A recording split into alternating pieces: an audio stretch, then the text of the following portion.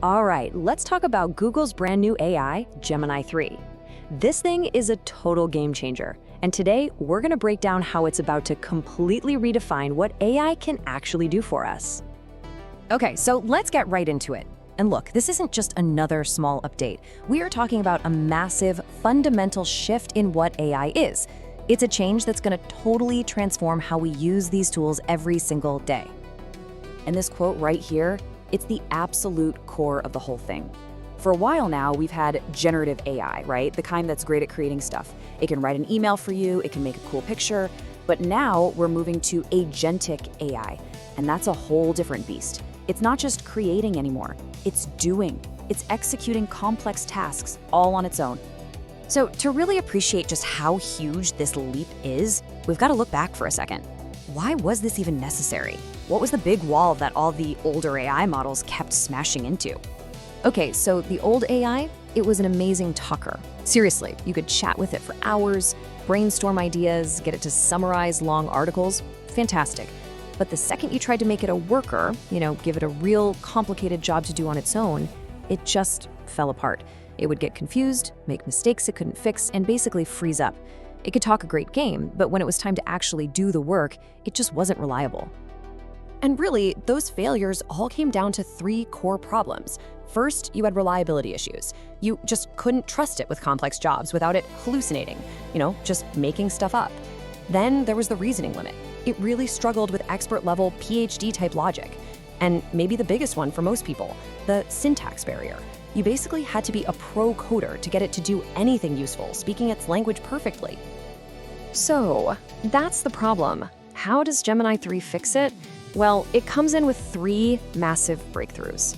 And you can think of each one as a sledgehammer, specifically designed to just completely demolish one of those walls we just talked about. First up, to smash that syntax barrier, we've got something called vibe coding. This is wild. It completely changes how we talk to computers. You can forget having to learn every little detail of Python or JavaScript. This is about talking to the AI like you'd talk to a person, all about intent. So what does that actually mean? It means you can say something like this: make this app feel cozy and warm. Think about that. You're not writing code, you're describing a feeling, a vibe, and the AI understands that and turns it into actual working code. This is a total game changer. It means anyone with a cool idea can start building things, not just expert programmers. All right, breakthrough number 2, Google Antigravity.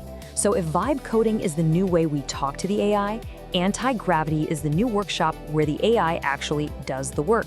It's basically a complete digital toolkit for the AI agent, with everything it needs: a code editor, a web browser, a command line, all in one place so it can get the job done without needing any help.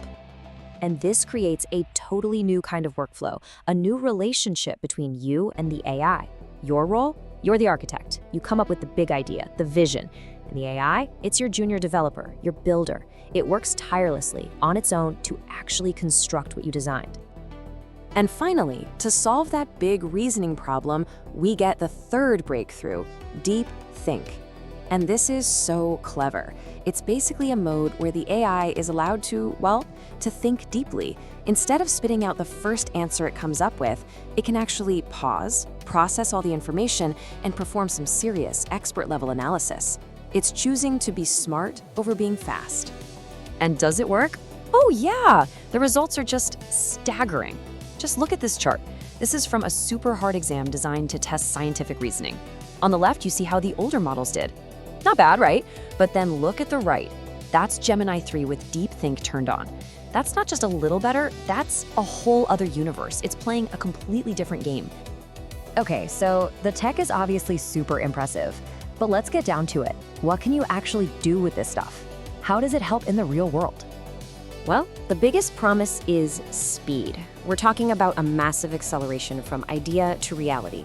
You could literally have an idea, sketch it on a napkin at lunch, and by the end of the day, have a working app ready to show people. We're talking minutes and hours, not weeks and months. And the cool thing is, this works for problems both huge and, personal.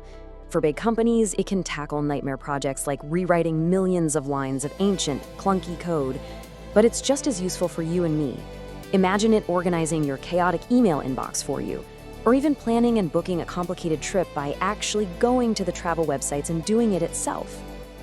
So when you step back and look at all these pieces together, vibe coding, anti-gravity, deep think, it's clear this is way more than just a new tool. This is really the start of a whole new way for humans and AI to work together. And this is the really important part to understand. Our jobs don't just disappear, they change. Our role shifts from being the person doing all the manual, repetitive work to being the creative director, the big picture strategist. We're not the builders anymore. We're the architects leading a team of super smart digital builders. And that brings us to the big final question, the one we should all be thinking about. When the AI becomes the worker, the one that does all the heavy lifting, what does our job become? What's left for us? It really forces us to think about what it means to be a human in a world where the doing is taken care of.